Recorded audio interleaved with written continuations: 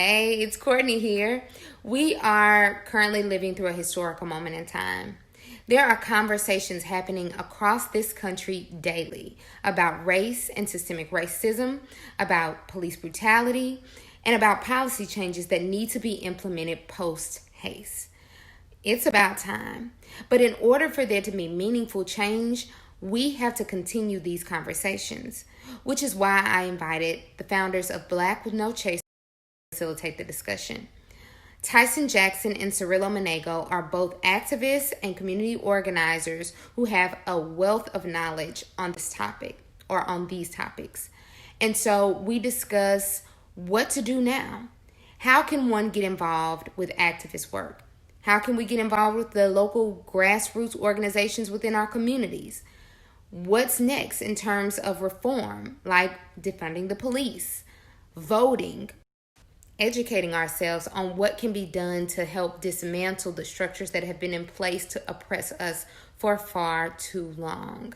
And we also talk about their brand, Black with No Chaser, how it celebrates being unapologetically Black and why we need more of that today, and also how we can support them. So, without further ado, let's get into the discussion. Millennial Dreamers, today on the podcast, we have two men who are doing incredible things within the community, and that is Cirilo Manego and Tyson Jackson. Welcome to the podcast, gentlemen. Thank you for having us. Yeah, thank you for having us, Courtney. It's a pleasure to be here. Absolutely. We know over the past few weeks, we have seen a literal uprising in cities across the country and internationally, with millions of people taking to the streets for peaceful protests to, protest police brutality and just to make our voices heard. So I immediately knew that I wanted to have community organizers on and activists on the podcast to talk specifically to it, because a lot of people are like, I want to do something, but I'm not really sure what to do. So to give our listeners a glimpse into your background who may not be familiar with you, I would like you both to share a little bit about your respective backgrounds before we get into the discussion. TY, man, take it away, brother. I go for it.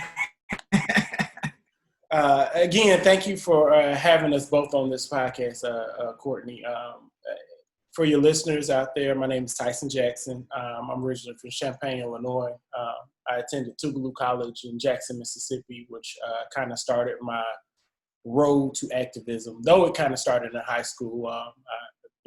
In high school, I went to a predominantly white high school, and we dealt with a lot of the things that we're kind of examining now in today's time, and we have terms for it. Back then, I had no clue what the terms were, but I just knew that I felt oppressed specifically as a Black male in high school. So I started high school groups and to address some of that, and that activism led into college, from after college and moving forward. I say that my biggest start in activism, social justice, and organizing, if you will, came from my opportunity to intern at the Mississippi State Conference NAACP, with Derek Johnson, who's now the national president of the NAACP. So I got my start there in his office, learning from him and all of the different issues as we were looking at in Mississippi. But what we realized that things that were happening in Mississippi were happening across the country. From there, I went and I became a labor organizer, working with United Auto Workers, worked with CWA. I've worked with various community organizations throughout the country, in Virginia, here in Mississippi, in Washington, D.C., which brings me to where I am now. I work with not only with Black with No Chaser, but with the People's Advocacy Institute, where I'm the director of organizing. People's Advocacy Institute was started by Rukia Lumumba, who's the daughter of the late, great Chokwe Lumumba, who started the Republic of New Africa, the Malcolm X grassroots movement, and those other kind of community organizations to address the systemic issues that are plaguing our communities, mainly race-based issues. So that's kind of my start, and then brings us to Black with No Chaser, where it's kind of a combination of all of that into one, and really advocating for Black voices and creating safe spaces for Black people. Got it. Very, very well connected, and you've been doing this for some time. So, Cirilo, how about yourself? Yeah, I would say I was born into it. My mother was an activist. For also, let me just stop real quickly. Again, my name is Cirilo, last name Manego. I go by the third. I'm coming from obviously a long line of Cirilos that for some reason we should keep it going. So I don't even know if I'm gonna keep it going. Maybe, maybe not. Who knows? Why not? Orleans, Louisiana. Son of a mother was an activist who literally shut down city halls and stuff like that in New Orleans. I had a father who was a trailblazer during the civil rights movement in terms of like sports as a coach. So like it was like I was born into it, but I wouldn't say that that's when I got started. You know what I mean? I think that sometimes you really don't even realize exactly what you're meant to be doing when there's something that happens. It could be it's always a critical moment, right? Or point in time where you go, all right, this is my insertion point into the movement, into social justice work.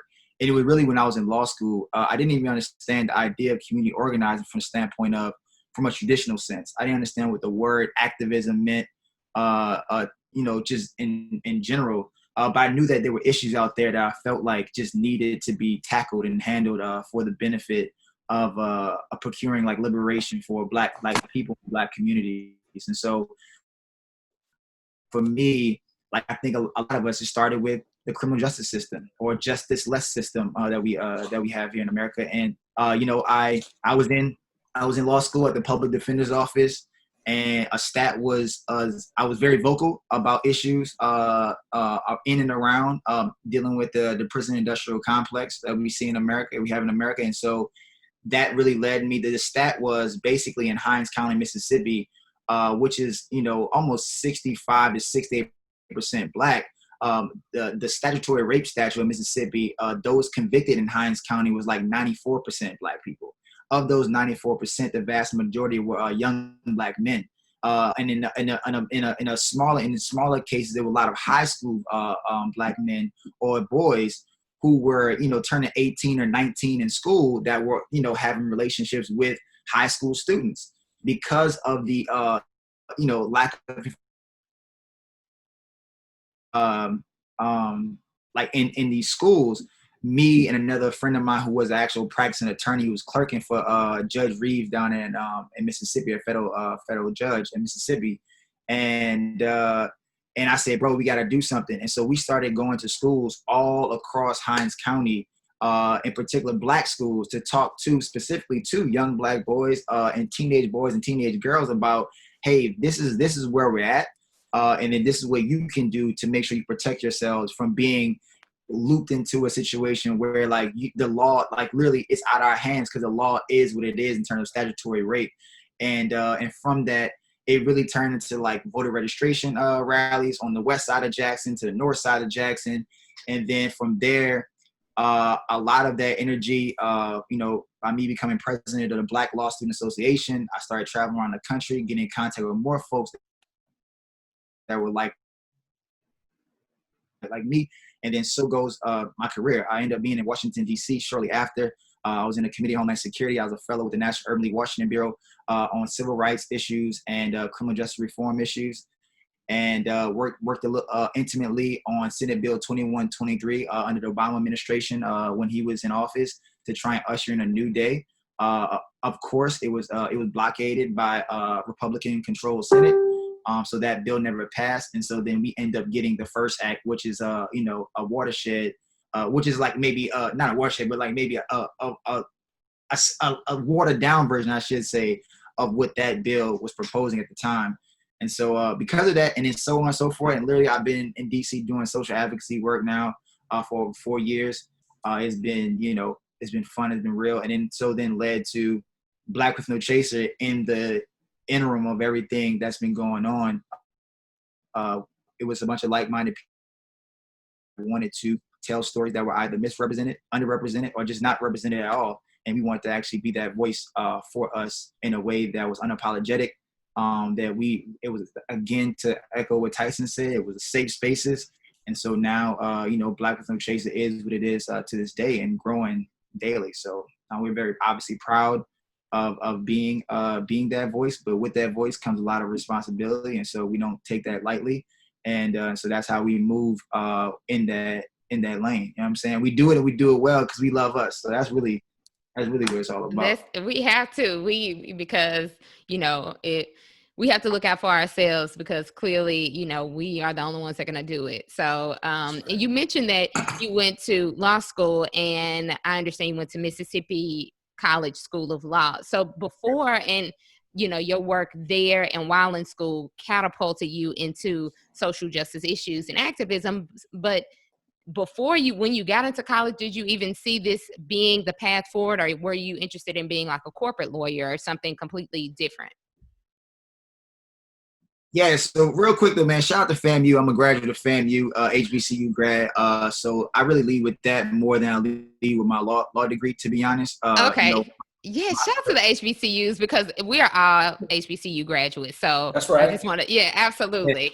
Yeah, I try to lead with that because my love for Black people and really on like just how I started to think around charity and matching the heart, mind, and hands together in a concerted effort to really do the work in our community started to it really was born there in a real way. You know what I mean? Because like growing up in New Orleans, it's a lot of different things happening, but really just more so surviving to be in an actual higher a high learning, and you can actually thrive and not have to worry about some of the ills of the world. You know what I mean? You feel like you're in a safe space.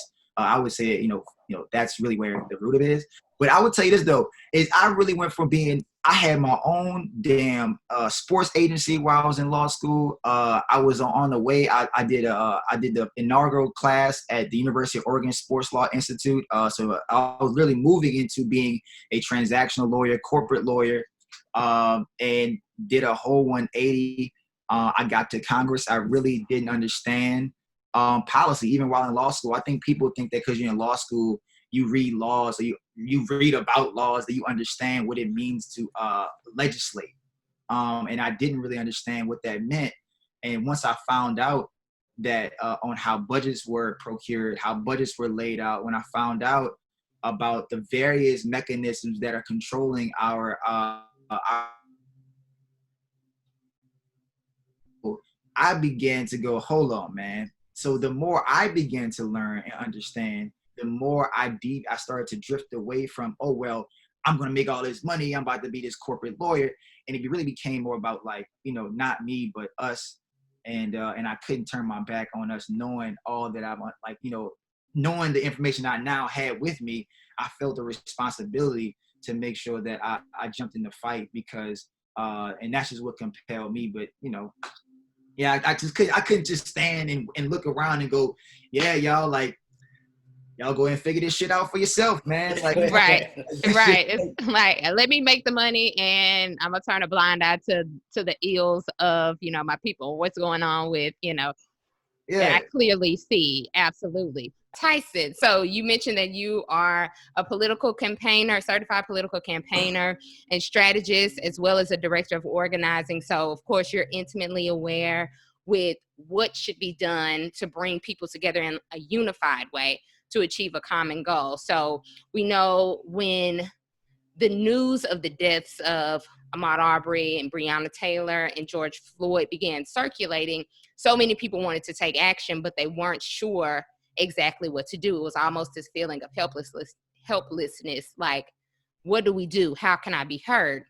And as an organizer, I just wanted to know if you could walk us through those steps of how to organize a protest, because even though we are starting to move forward, which we'll get into a little bit afterwards, some people might still want to have some type of protest within their city for these issues, or even something else that they're very passionate about. So can you kind of give us a blueprint, so to speak, simplistically, how to go about doing that for any person who's just like at home thinking, how can I galvanize the people within my community? Well, thank you for that question. I think that's a very important question as we all try to understand this energy that comes about us as we, process this news and understand the current times as we're seeing things in our own cities and towns, and understanding that we have the power to do something, and seeing power being displayed across the country from groups of people who look just like us, right? So I think many of us are pondering, how do we get involved? How do we do something? So I think the first things I'll say before kind of breaking into some of the steps is, one, I'm 39 now, soon be 40 in January. I guess I still got a half a year to go before 40, so I'm not going to claim it yet. But at the same time, I look at myself now, I didn't realize that I am what would be considered almost an elder or an older person, if you will, within this. So I say for us as older people, the first thing I would tell us to do is step out the way for the young folks. I think that a lot of times we want to process this energy that we have, and understanding that it's coming from our perspective. But one, young people who are just now understanding this, some things that we have already understood, and it's been kind of ingrained in our brain. For young people, they're just processing this. And that energy is a little bit rawer than what energy we have, right? And that raw energy, one, I don't think it should be contained, if you will, because it needs to be raw, and it refines itself over time. So I just put that out there. The second thing I say is to anyone that is looking to get involved or want to do something, is understanding what's going on in your locality first, right? We all got an idea and it pops in our head of, we need to do something. Let's organize these people and let's get out there. Well, actually, people who have been working on this before there was a crisis, they are already in the process of organizing stuff, and they are the better prepared people to actually get stuff moving and because they have resources, they have knowledge, they have a lot of those other things that you need in order to do a direct action, right? They already have it. And for those who are not connected, if they want to go out there and do something, they end up doing things that sometimes can be a distraction. And sometimes can just fall on deaf ears, or it ends up getting into a point in time where it seems like you're competing with this other group over there, these people over here, for the same cause. And for anybody who we're listing demands to, that becomes pretty hard to be on one hand and saying, well, I got these demands coming from over here from these people, and these demands coming from these people. And so now it's like I have to prioritize of which demands I'm going to listen to first. Who's that? And then if I listen to this group over here, now this group over here is upset, right? Because I didn't do X, Y, and Z. Well, those two groups actually could have just came together and coalesced and then had demands and they issued together. Now, sometimes that's idealistic and it doesn't happen. But kind of, if you will, the steps of what we're talking about here as we talk about protests. A protest is a type of action. Actions come into, you have non-violent direct actions, and then you also have violent direct actions, right? And there are two different ways that we have to look at that. Some types of non-violent direct action includes, as we know about civil rights movement, the sit-ins. From a labor standpoint, you have strikes and workplace occupations, to what we see nowadays when it comes to like people blocking traffic, street blockades, or even in the more digital sense of hacktivism, where we're hacking into different IT systems and holding those and doing it in a way where we're holding the IT or whoever, that ever company, not hostage, but accountable to push, to use their power and their force within, the business world to pressure government into doing something. So you have those different ways. And typically what we have been taught from the civil rights movement up until now is that the most effective way to get something done is nonviolent direct action, right? And if we look at that, if we also kind of look at what we see in today too, we see that there are violent direct actions that are out there. And some of those violent direct actions, which people are calling the riots, some of the other things that are happening out there on the streets when it comes to agent provocateurs, if you will, who are out there, enticing violence or inciting violence. Those things are actions as well too. But I think the first, and I know I gave a long answer, but I'll bring it back in. The first thing I learned about organizing any kind of action is the 3 steps, and that's educate, agitate, and organize, right? And if you don't do those 3 steps beforehand, then I think something's going wrong. Because if the people are not educated on what the issue is, right, and what they're fighting for. So take, for instance, we're talking about defunding police now. Mm-hmm. If people are not educated what defund police mean, then they're not going to be able to participate fully, right? So we have to educate them on what this means and the different things. Agitate. So agitate is, once I have this education here, I'm about to agitate the power brokers to listen to us. So we want to speak truth to power. That's agitation. And then organizing after that is, okay, now that we spoke this, now what do we do to make sure that this goes on? That's policy, right? So how do we organize people to policy and mobilization? So we educate, we're going to agitate, and we're going to organize. And those 3 steps should be present in any kind of direct action that we're talking about, whether we are talking about nonviolent or violent direct action. I'm not advocating for the violent. I'm just saying that they do exist. It exists. Right. Exactly. And a lot of some of the questions I have, you both are answering them as you discuss this, because that was one of my next questions. It's like, for weeks, we've been out in the streets protesting, making our voices heard, but now we're starting to transition or pivot to those policy changes and implementing programs and things like that. So you mentioned defunding the police as one thing, but where should we be focusing our attention if there were some key places that we can focus our attention and efforts now that we have our foot on the gas and we, have full momentum following the protests in cities across the country and internationally? Yeah, if I may, I'll jump in. Just so people know though, right? All around the country on local and state levels, there are a myriad of Black led and owned community organizing or community-based organizations and programs that are ready to go. Obviously, one of the missing pieces in all of this is always money and funding or funding.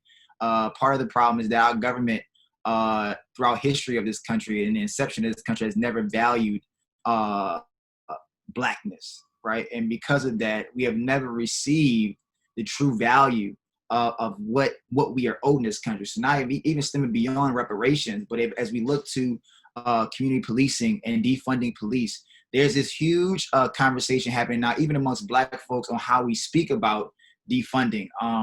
First of all, the way I look at it is, when you go to a negotiation table, I'm not going to go for my rock bottom or whatever I feel like that my floor is. I feel like using words like reallocate or trying to be PC doesn't necessarily at this moment, when the door is open, you don't go, let's scale it back a little bit and water down the language. No, you actually want to push for as much as possible, because our job right now is not to define every single thing for white folk. When we say, hey, look, or people in government or policymakers and stakeholders, we want to go for the golden goose. So if the golden goose dismantle the whole thing and then tear it all down, well, we want to go for that.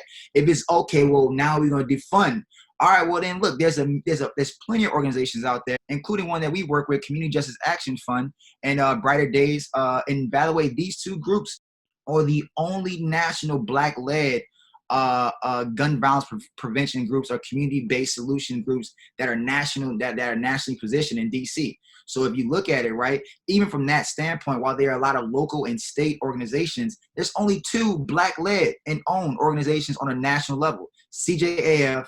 And so from right out the gate, we need more resources, we need more boots on the ground, and so we need more people to act the value in the work that's been done across the board. And so from a policy level, defunding the police just means reallocating or reinvesting the money you've already had budgeted. For example, Houston yesterday or 2 days ago, the council member Letitia Plummer just offered a proposal to divest $12 million, right, from the budget that would have been going to law enforcement, that would have gave $12 million to community-based organizations that have programs set up to actually help with training, to actually help with community-based policing, that would actually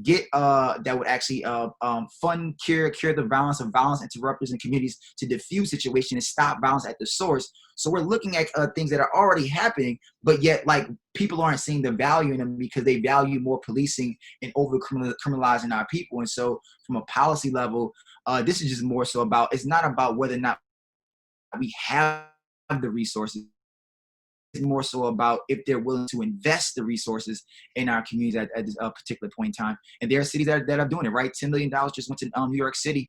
Mayor de Blasio, while he's done a lot of like shady shit over the years as being mayor of New York City, but because of the pressure of community organizers and relentless and tireless efforts, right?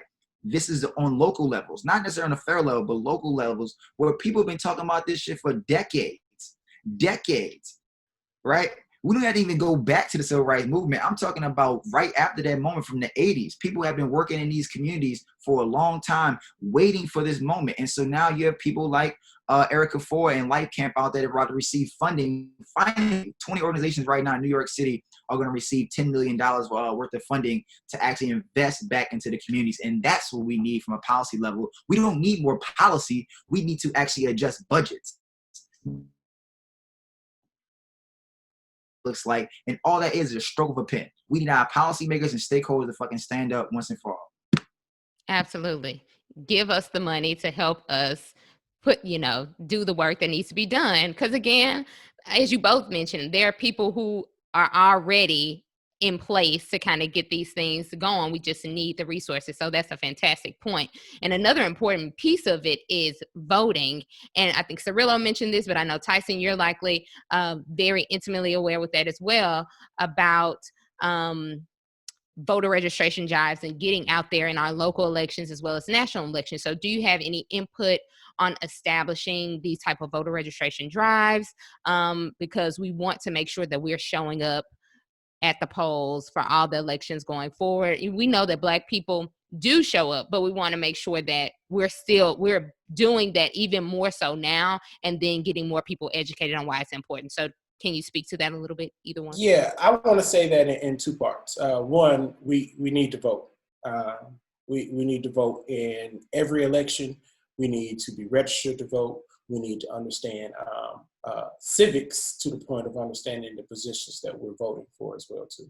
And I say that, and I also want to say is that we're starting from a deficit. One, they have systematically taken civics out of schools, especially in places like I live down here in Mississippi. That's not something anyone's taught. No one knows what the tax collector does. They don't understand what the election commissioner is. They don't understand those other things that pop up on the ballot, or you see people's names on signs in the yard, on yard signs and what have you. Vote for me, vote for this. There's nothing that resonates with them about why I should vote for that, because they don't have an understanding of what that position is and why we need that position. So one, I think to say that, I think we're starting from a point of when we go out and tell people to vote, we're telling them half the story. We're meeting them somewhere where they're not. And I think an effective way of organizing is meeting people where they're at.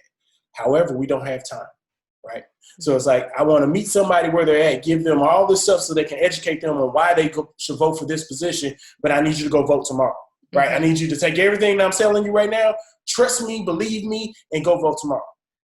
There's so much of that going on that there's misinformation out there, right? There are people who have nefarious reasons why they want to get people to vote, right? Because some people who are seeking office are seeking to take people's power instead of empower people.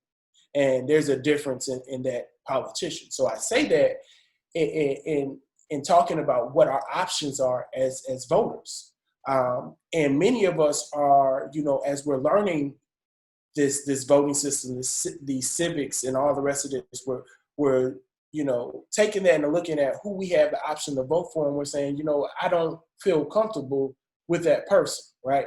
They haven't done the things that I think they should have done beforehand to qualify them for my vote. And we're really adjusting to this now. And what we have is a two-party system where it's either this or it's that, right? And people are forced to go, like, the cliche is, voting for the lesser of two evils.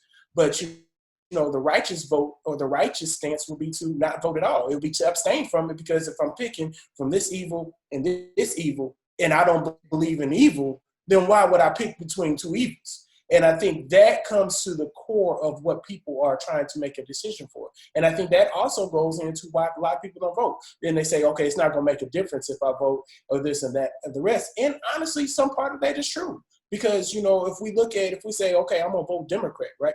And then we look at who's the author of the 1994 crime bill.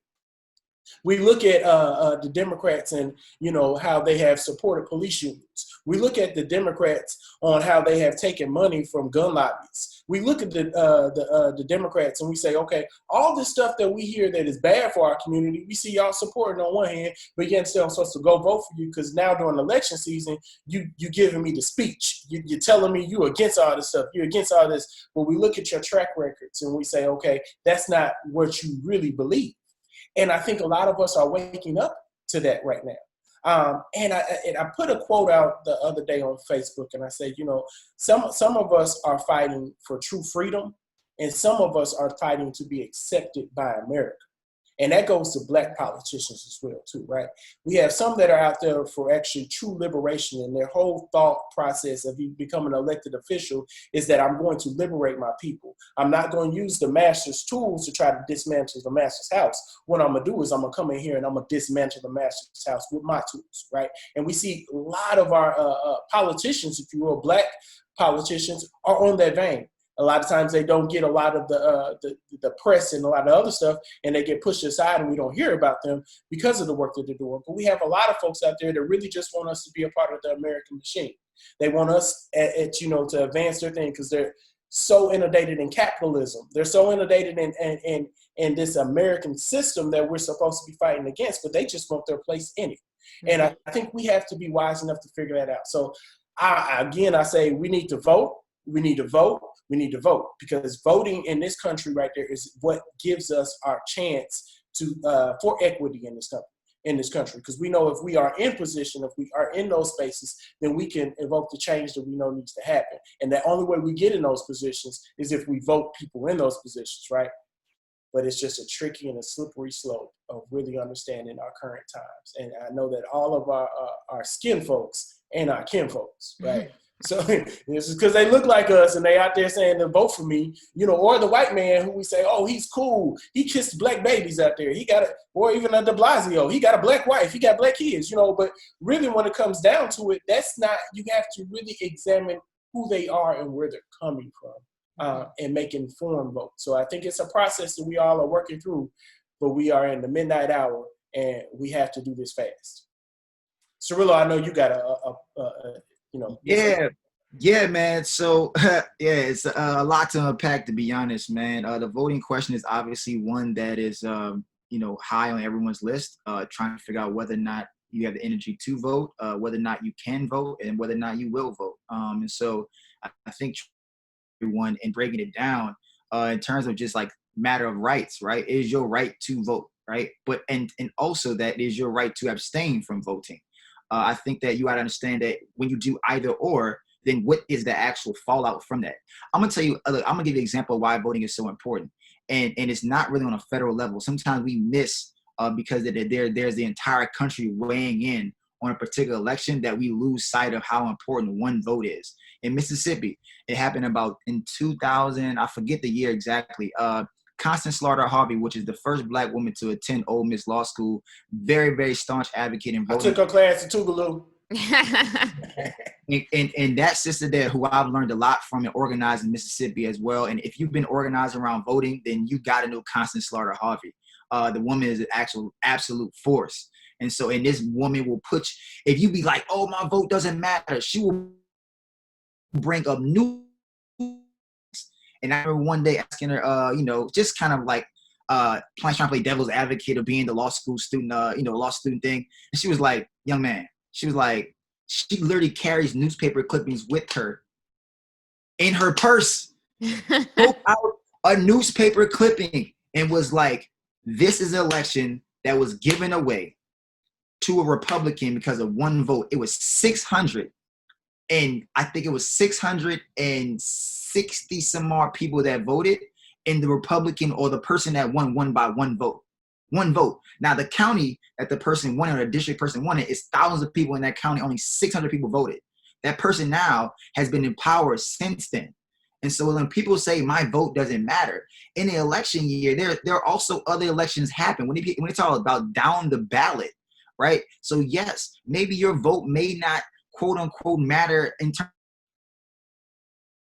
of you in on an electoral college level in Mississippi, if you know for a fact it's going to end up being red. But I tell you that though, if every black person voted Mississippi, it wouldn't be red. It'll be a totally different state. That state will begin to be purple before you know it. Every black person, and you can see a shift in the state. But because if you keep saying that, hey man, it doesn't matter if you go vote, it doesn't matter if you go vote, and you continue down this narrative, this very destructive narrative, in my opinion, then all the time they're gonna keep saying it, and that's a way to suppress the vote.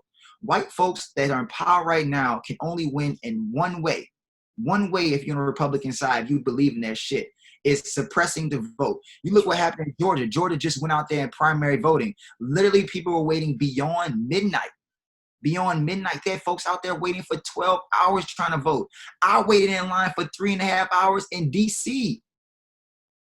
If you don't, let me say something. If you don't think that people taking 140 precincts, there's 147 precincts across. They're now 20 precincts now that you can vote at. If you don't think there's an actual deterrent and trying to make, this is actually a progressive stronghold. So we're in a Democratic stronghold in DC, and they're shutting down polling centers, not for the fact to suppress the vote, but trying to decrease the amount of people that are going to the polls because they want to encourage you to do early voting. So this is going to my other point. Early voting. Early voting happens in every single state.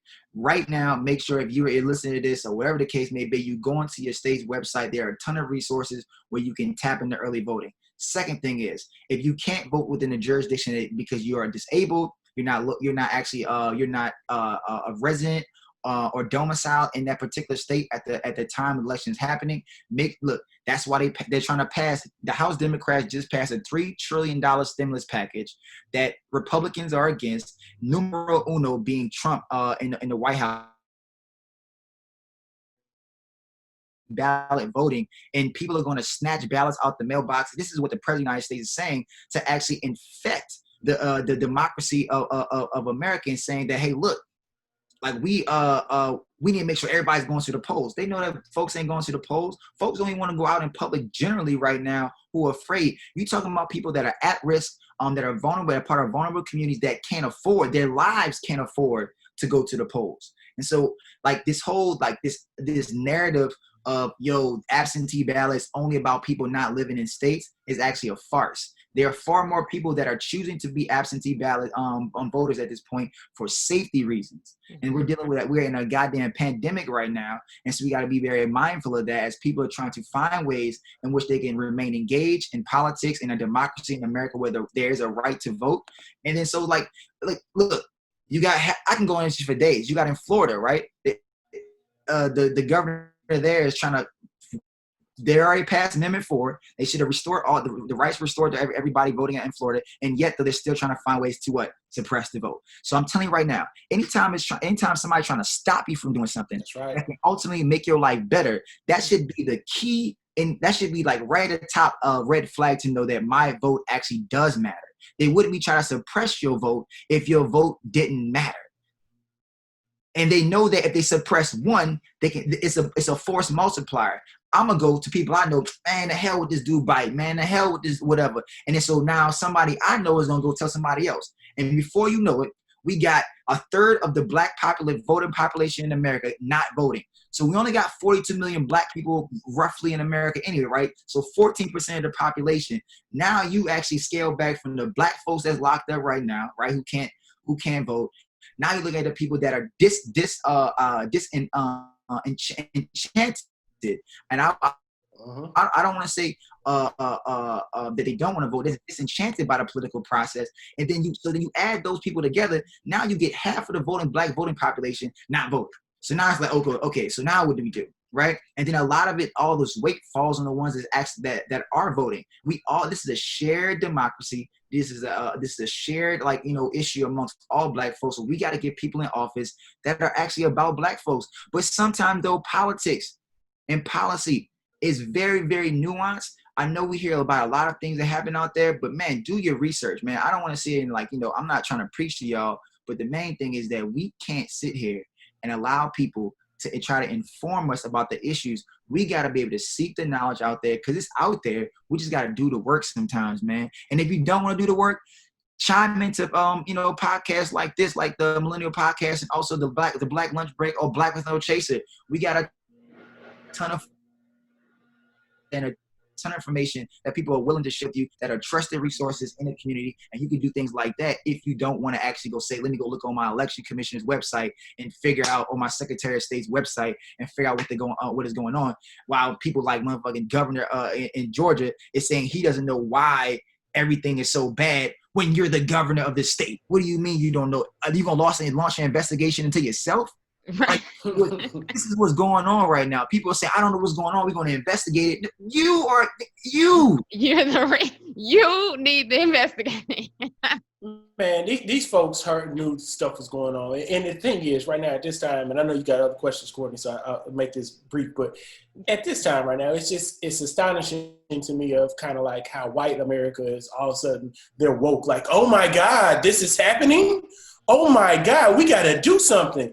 Like when we were saying the same thing not 4 years ago with Mike Brown, when we were saying the same things 2 years before that with Trayvon Martin, when we were saying the same thing during the 80s during the crack revolution of what the crack whatever we want to call it, the war on drugs. We've been saying the same thing, and we've been saying the same thing. We've been saying the same thing, right? This is nothing new, and every single time they, a little bit of the population responds, but oh my God, this is happening, and now we'll get more of them saying, oh my God, this is happening. It's to me, it's disingenuous. It's like, how do I deflect from my own internal racism? How do I deflect from the feelings that I have held deep inside of me that I haven't let anybody know, but I know that I have deep down inside, right?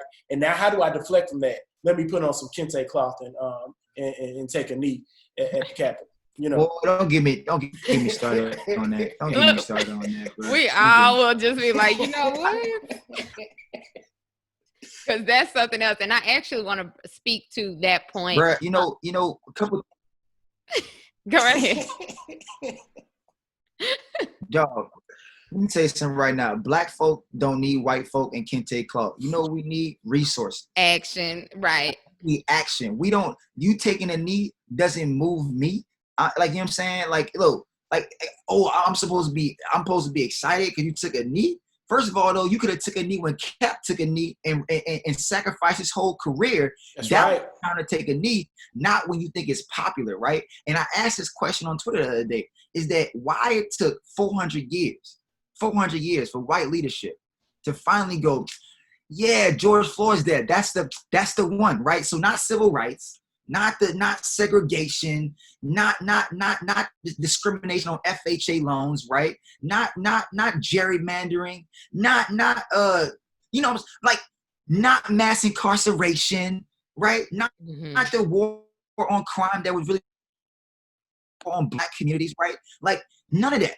Not the Central Park Five, not Emmett Till. Like so George Floyd. Okay, I get it. Okay, so now the George Floyd, so now we got your attention, right? And now you want to take a damn knee. No. So that's not what we're doing, right? And so white folks understand is that we don't want you to do any of that. Now, like that time has gone and went. Like you could have actually did the easy thing. The easy thing could have been with taking a knee. And now you had to worry about any resources. Now we saying all we want is our reparations. Give us our damn the money you owe us. Like my boy said, the jig is up, y'all. The jig is up, right? Pay us what you owe us. All of our communities, right? Like you let me say that America cuts checks every day for whatever they want to cut checks for. If they want to cut make money for $3 trillion, they can cut a check for $3 trillion and boom, just like that. I don't want to get into like this whole the economy is made up now, because then we get to a whole snafu about how the economy not even backed by gold anymore. That has gone away for ages now. So like this whole idea that, we can only produce enough dollar to back the gold is actually bullshit. If you want to just put it on the books, you can just make it happen just like that. The debt system is a way to actually keep us, right, in check. That's it. Like, no, who's controlling America's dollar? If America wanted to go, this is how the GDP today, they could be like, all right, cool, that's GDP. This is what the stock market is doing. Half the nigga, 3/4 of the country don't even own stocks. Probably more than that. Who gives it? Like, we talk about stocks all day. Nobody even owns stocks. Right. This is Anyway. true. This is true.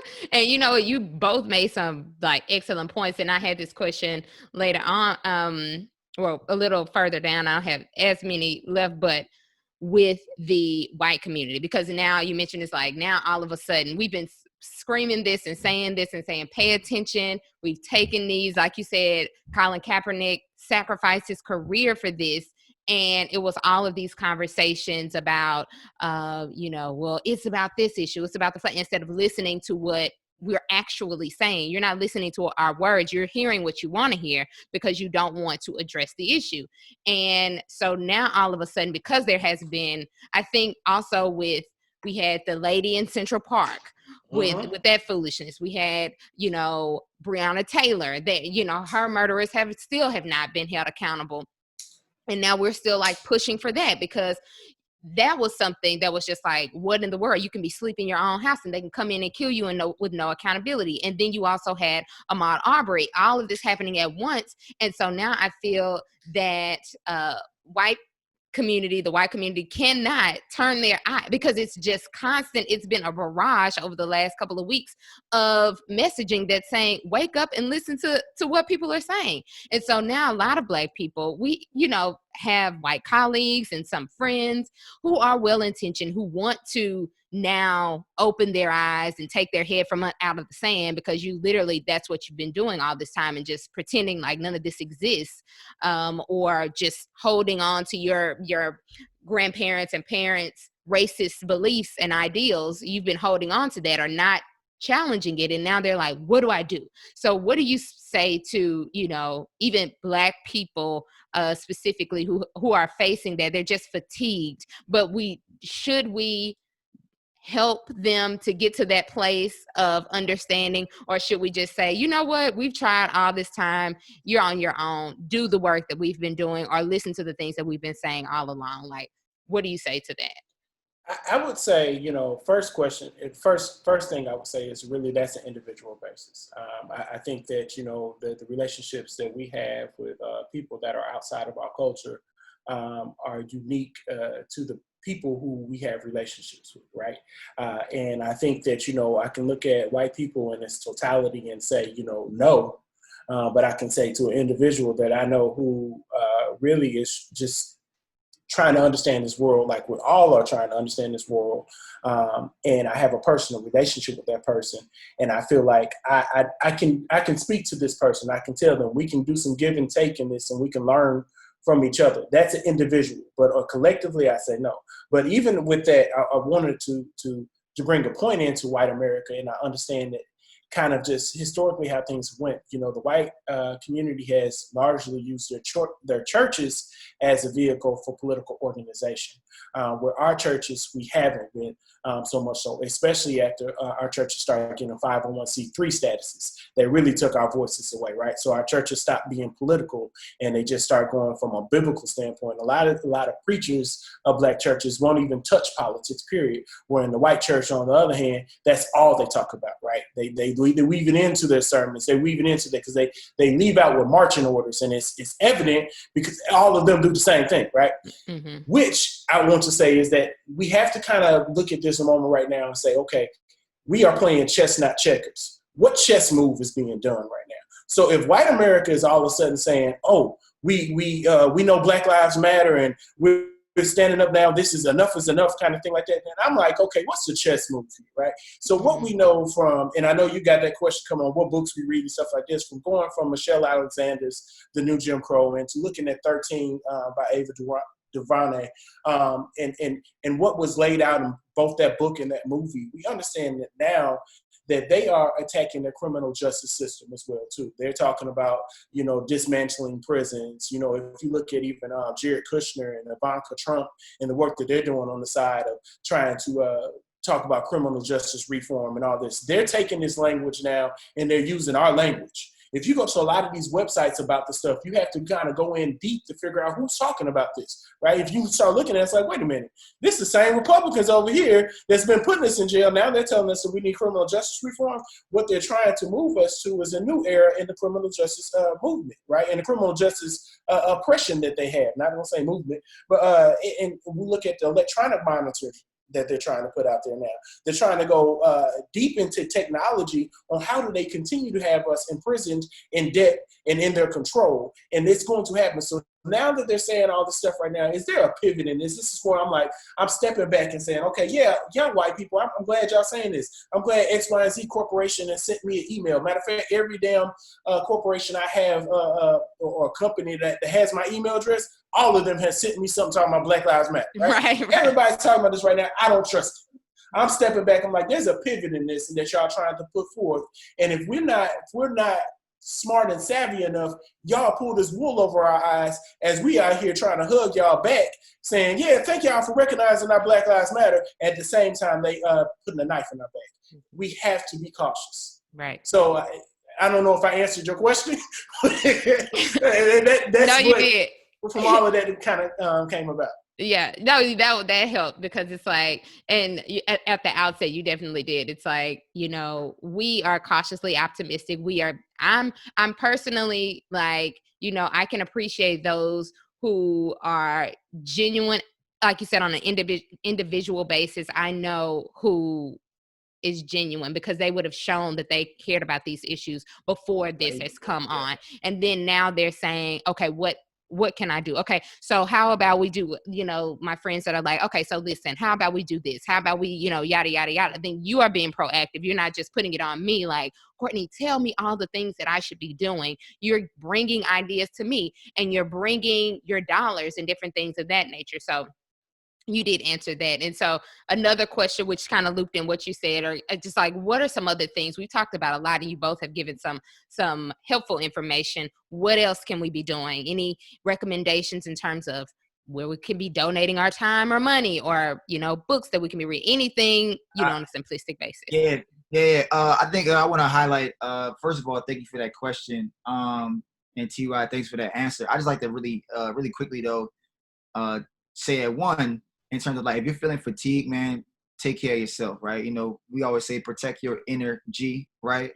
Because like, at the end of the day, at all costs, are, upstairs, So if you're not right between the ears and you're feeling taxed by whatever's going on, find ways to unplug, find a tribe or village of people or person that you can lean on or communication that you can lean into. That has support system, because I look at this, like if you've ever seen wrestling, right? And they got, you can tag in and out. They got the tag teams, right? I look at movement work as a wrestling match where where we can all tag each other in, right? If I get tired, I need a break. I should be able to tag my brother or my comrade in the fight, right? And go, hey, look, hey, I need your help in this manner. And then people show up in different ways. You don't always have to be the person that's on the front lines marching every single day. People's legs do actually, in fact, physically get tired, and that's okay. And also people also are very afraid for their own well-being. When you're out there, it takes a lot. I was out there the other day and nothing was really happening, but I felt like any moment it could happen. Like I could be tear gassed or shot in the face or tackled by police, and it was like just that anxiety is a lot to deal with, and that's very traumatic. And if you're dealing with things like that or have dealt with things like that, to add that or mount that on top of all you're going through, you shouldn't have that survivor's remorse that you're like kind of like taking a step back. So I just want to say that for folks out there who are listening, because you shouldn't feel bad about that.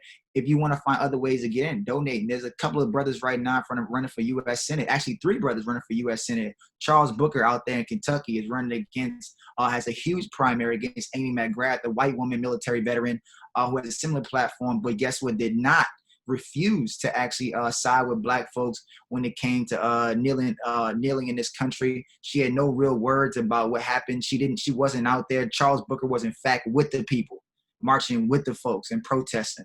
That's why representation matters.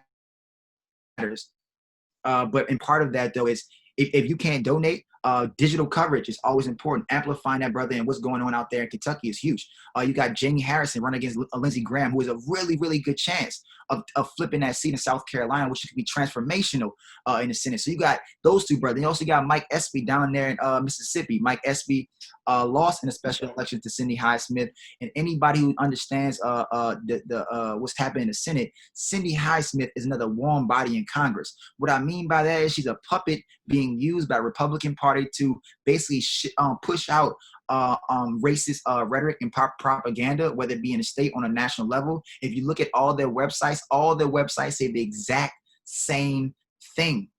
Why? Because there is no progressive policies on the Republican side. They don't have anything new that's transformational. It don't matter if you're white, black, blue, purple, or green. All this is about is actually keep people within caste systems being divisive. So like they run off divisiveness, and they know that in order to be divisive, they have to actually push this agenda and suppress the vote and make us be at odds with one another. And so those three races are key right there. How else can you get involved? And look, there are a ton of organizations out there right there at home in local communities you can tap into. Also, too, though, if you don't like, I don't want to go to every single page. Movement for Black Lives is an actual great place to start. There's a wealth of resources. If you're trying to figure out how do you speak about an issue in terms of Black liberation, that's probably a great website to start with. And then from there, you can learn about all the different state-based organizations that are located around the country. Those are probably some good ways. I would say too, though, man, just like, I mean, you in your own right can also go on your own social media channels. No matter if you got one follower, if there's somebody willing to listen to you, then speak to them. And then if you want to have your own community-based, I would just say that one of the lessons I've learned is before you go out there and try and reinvent the wheel, figure out who's already out there doing the work and actually develop, partnerships and coalitions, and because that's how the real work gets done. You go, hey, I got this thing. And just like you said, Courtney, we talk about bringing an idea to a table. Don't ask me like give you the answer. But if you got an idea about how you're trying to move the agenda forward, there's ways in which you can be on the ground right now with community-based organizations that's been doing the work that you can tap into.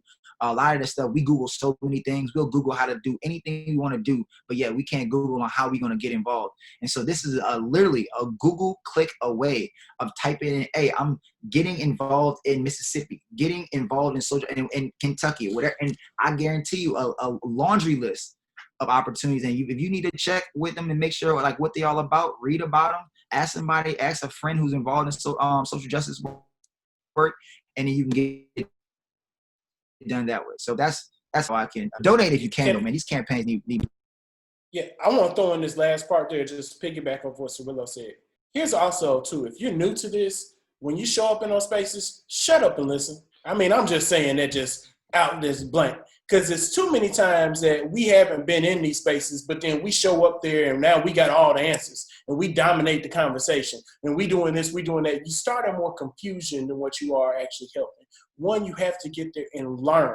You have to shut up and listen and learn what's going on. Learn the people who are in the room. Understand those things, because once from being at a point of being like an intern in the room who was quiet and kind of listened to where I am now, I understand a lot of people who were sitting in the room at those tables right then and there were there for different reasons. And now that I understand who those people are, understand who those people are in the room, it's a different kind of way that you engage, right? And that's one of the first things I think that's, for all of the young folks, and I still push up to young folks. Young folks like to come in there and they got all these ideas, they're bright, they're brilliant with it, but they don't take the time to listen. And that's my suggestion for anybody. White people who are listening to this, trying to figure out how do I get involved, how do this. If you're going to show up at one of those places, if you're invited to one of those places, understand that you were invited and you are a very select few of people that we allow into those spaces. Mm-hmm. Understand that and be humbled by that and shut up. Exactly. Listen. I'm so glad you said that. And and then, like you said, that goes for the young people within the community who are now stepping up to take the charge, but then also white allies who want to be a part of it. And I'll just briefly say before moving from it, is just like, you know, when we saw the thing with Drew Brees stepping out and he released that statement. And one thing that I took issue with it is he was saying, you know, I want to be a leader within the Black community. And I said, well, listen, we don't need a leader in the community. Like, we've got that under control. We need you to listen to what we have to say, because you clearly have not been, for you to make such a tone deaf statement at a time like this, in a moment like this. You clearly don't need to be the leader. You need to be the one behind us, listening to everyone else who has been doing the work. So I'm glad you said that. So that's for everyone who wants to be involved. And also, hopefully that, you know, the time does not run out on us. But I wanted to talk about your company, Black with No Chaser. I wanted to get into, you know, how, you know, what the mission of your business is, and then also how we can support, because someone might say, oh, I didn't know this was out here, and I've gone to your page. There's a wealth of information on it, and I want to know how we can support. So that was my next question. I say go for it, Cirilo. You got you are our person who does this. Oh yeah. So thank you, man. I appreciate that. So a lot of you know, I would say really quickly, our mission is simple: think Black, live Black unapologetically. You know, 365. I mean, there's nothing really to it. People are saying, what does it mean to think Black? A lot of that sentiment came from Toussaint L'Ouverture. Said, look, man, if you're a white person, if you're gonna exist even in this space in Haiti still, then be able to think Black is how you remain here. And if you're not thinking Black, that means you're not thinking from a standpoint of liberation, right, and freedom for our people. And so it really is like, when we look at any allies, are you thinking Black? Are you thinking from actually like trying to figure out what it is that our lived experiences look like, and what does it look like for us moving forward as we try to reimagine America that is like moving away from racist paradigms, you know what I'm saying, xenophobic behavior, things of that nature. And so that's the mission. But we've been in operation now for about 2.5 years. You know, I think that I touched on in the beginning about basically our purpose and how we started off is just like there was just stories happening. And then we were just literally on there on some, like, we about to retell every story out there that we can retell. And then we about to start uncovering stories. And then so it became and then all of a sudden it became, well, now it's all about the culture. And so it definitely has like transformed over the years, and not because we never meant for it to be that, but we had to find a way to actually just begin the conversation. And once we got folks into the room, then it's like, oh, they're dope. They actually understand, like, these are actually people that love Black people through and through. Like, we live this every single day. We don't just show up and go, damn, man, like, how much commoditized Blackness, you know what I'm saying? Like, nah, like, we actually out here, like, we don't make, like, right, I'm saying right now, up until maybe even just recently started making marginal dollars, you know what I'm saying, to actually invest back into Black with No Chaser. So for the people that's been supporting us, they can enjoy a product, a brand that actually is for us and by us. And so, you know, like, we've now been able to expand a little bit more and move into consultancy work and advocacy work. And so it's been encouraging to see that people see us as a voice. And so, yeah, like, I can probably, look, 2.5 years ago, we started with 0 followers. And like now, you know, we've amassed almost 300,000 on Facebook. We have another almost now 70,000 on Instagram, and almost another like 16,000 on Twitter.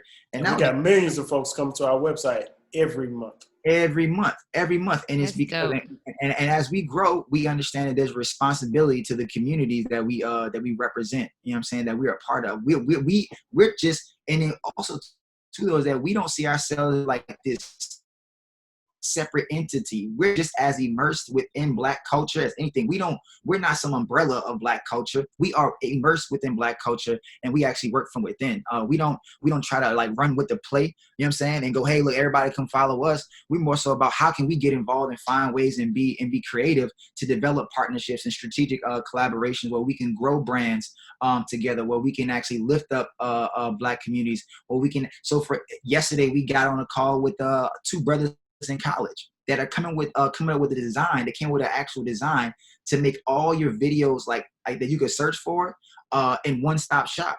And so now we're trying to develop a collaboration with them, a partnership to help them actually grow their brand. And so this is really, honestly, we always talk about this. We don't really do enough for Black with No Chaser. I feel like, we're so passionate about what can we do for our folks that sometimes we lose sight of like part of what we can do for our folks is actually working on the brand itself. And so now we're actually trying to revamp a lot of things and give a better product to everybody, so that we all can be proud of something that we've invested like, countless hours. And I'm gonna just say what CJ said, and TY, you can take it away, is we gonna laugh together, we're gonna cry together, we're gonna rise together. And I believe that. And every time I hear CJ say it, I just be like, well, that's exactly what we want to do. We're not always going to be in agreement, but we're going to hash it out, and we're going to get better from it. And I think that's really the centerpiece of why Black with No Chaser internally has been so successful, because we invite dissent.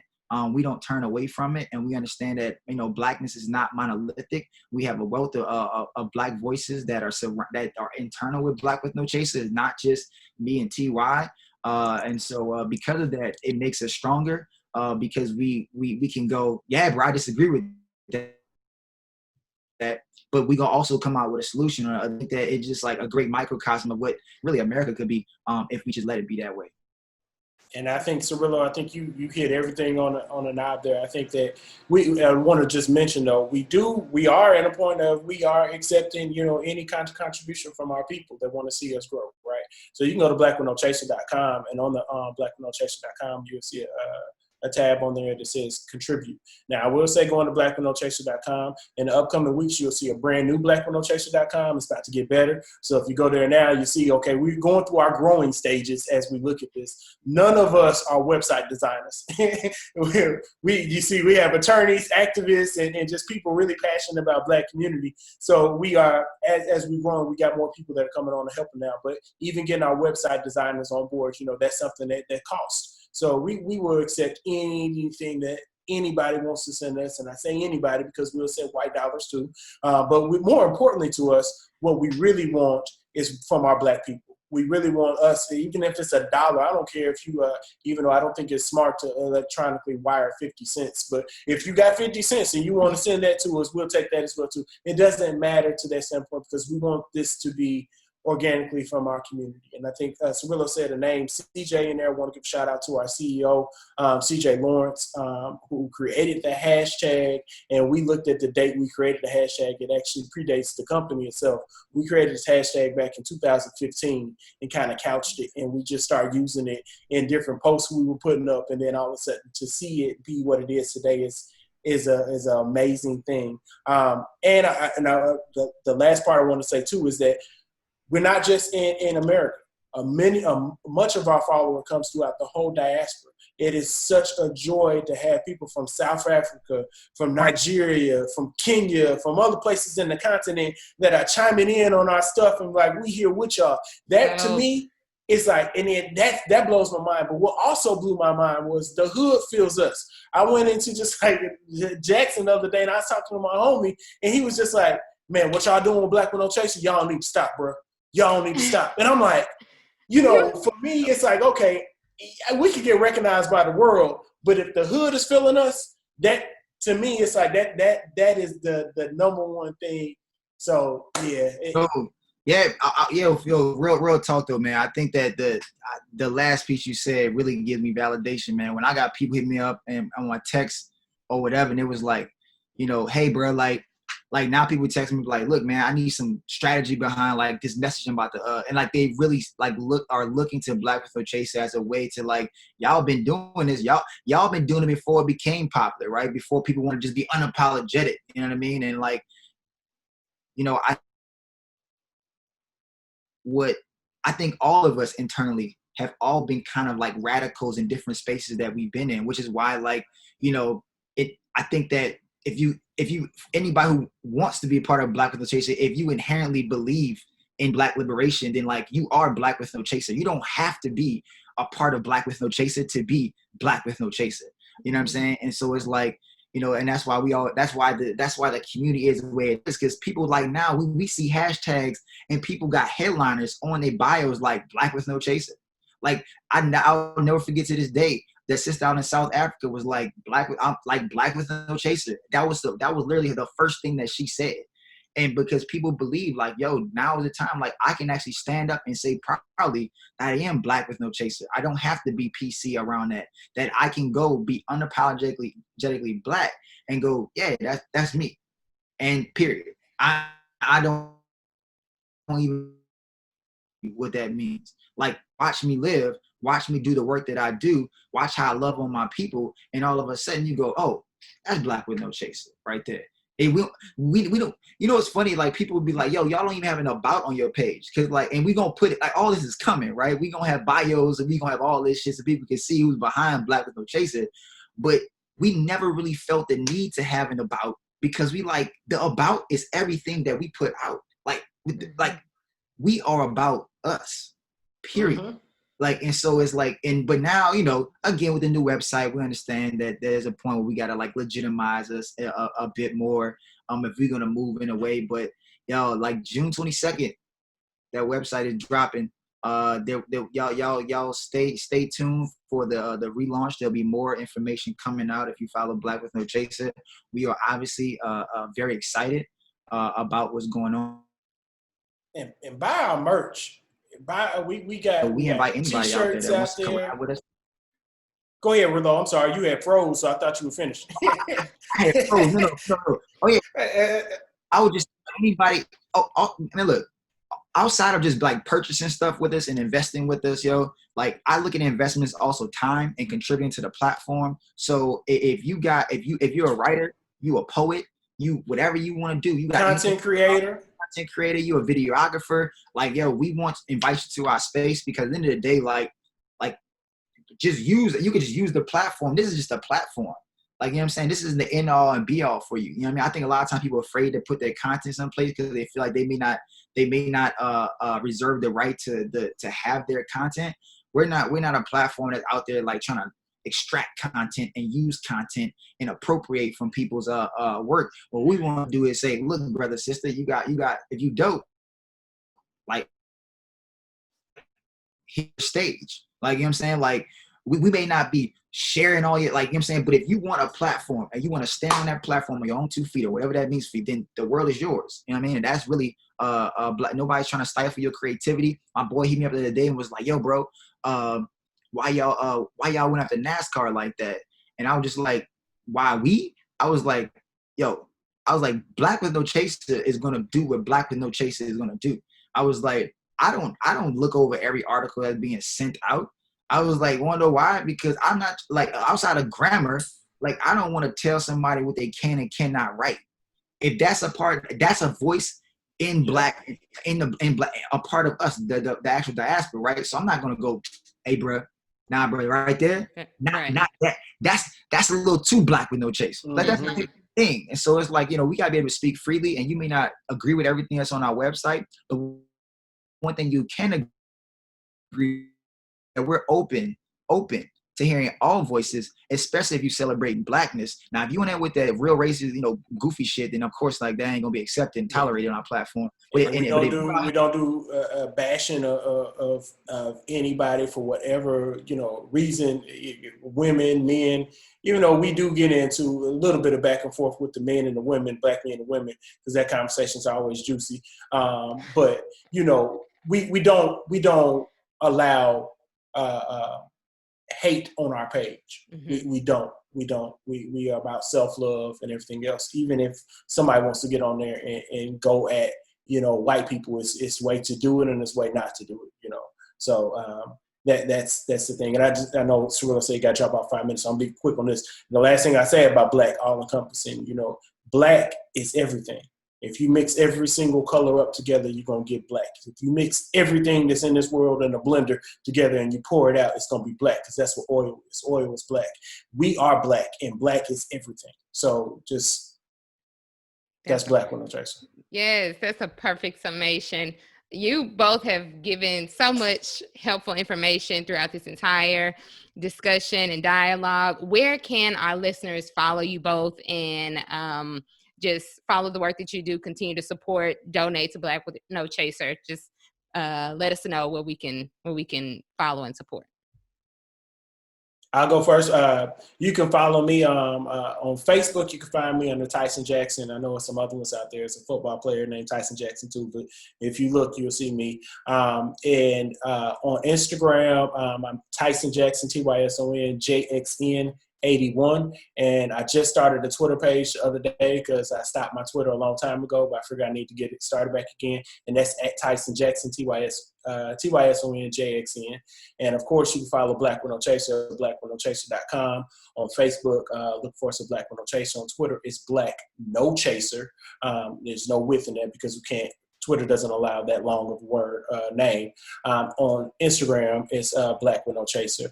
You can even find us on LinkedIn now because we have to understand that we have to be just as black in those corporate spaces as well too. So we on LinkedIn and on YouTube. Follow our YouTube channel. That's Black With No Chaser TV. So we have all those different options out there. If you go to blackwithnochaser.com, you can typically find all of our other stuff though.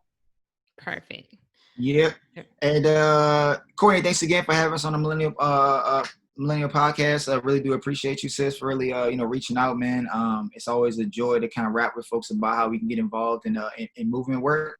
I would say that if you want to follow me, my name is again Cirilo Manego. If you want to follow me, it's on Instagram, it's CIRILOMANEGO3.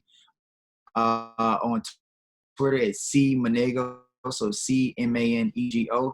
On Facebook, just my first last name third, so I should be the first person to pop up. Can't miss me. And I think that's it. I ain't really active I'm on Snapchat, but I ain't active on Snapchat and TikTok. I just got it just because. You know what I'm saying? Like they don't want us on there anyway, because millennials don't need to be on. I ain't really active on that, but whatever. But again, thank you so much for having us on. It really was a pleasure. And if you need whatever you need from us in the future, of course, you can always use that as a resource. And please send us the link to this podcast. Make sure that so we can put that up on our page too, because we want to make sure that people following your podcast, and we want to make sure they hear us in what we just said right now too. So we want to put that out there.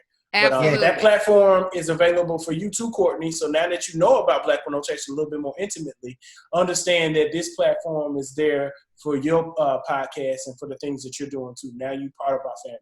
I appreciate that wholeheartedly. You don't understand. I really do appreciate it. I'm so committed to what you all are doing. I think it's fantastic because, we have to celebrate us. So thank you both again. Sure. And Millennial Dreamers, we're signing out. Peace. Peace.